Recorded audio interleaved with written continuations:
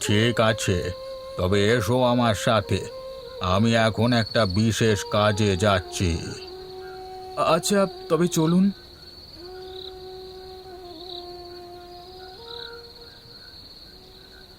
আপনি আপনি আমাকে এখানে নিয়ে এলেন কেন এত রাতে?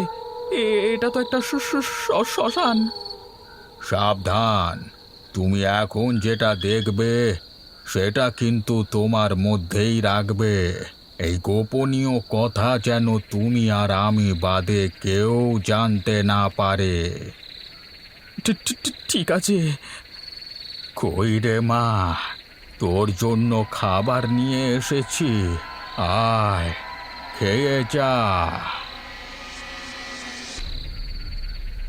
এই তো, আজকে তুই ঠিক সময়ে আমার জন্য খাবার নিয়ে এসেছিস। আজকে তোর কোনো ভুল হয়নি দেখছি। পাশে ছেলেটা কে রে? ও আমার সহকারী, আমার দোকানে কাজ করে।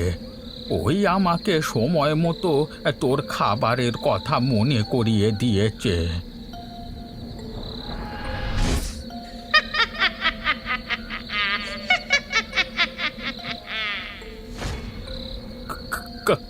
কাকা, ওই পিশাচিনী কে?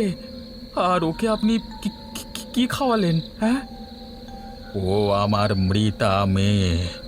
অনেক বছর আগে রক্ত বমি হয়ে বিনা চিকিৎসায় মারা যায়। তারপর থেকে ভূত হয়ে এখানেই ঘুরে বেড়ায়। আমি তাকে প্রতিদিন কাঁচা রক্ত দিয়ে পেট ভরাই। ঠিক আছে হরিহর কাকা, আমি তোমাকে কথা দিচ্ছি, আমি তোমার সমস্ত কাজ নিজের হাতে তুলে নিলাম।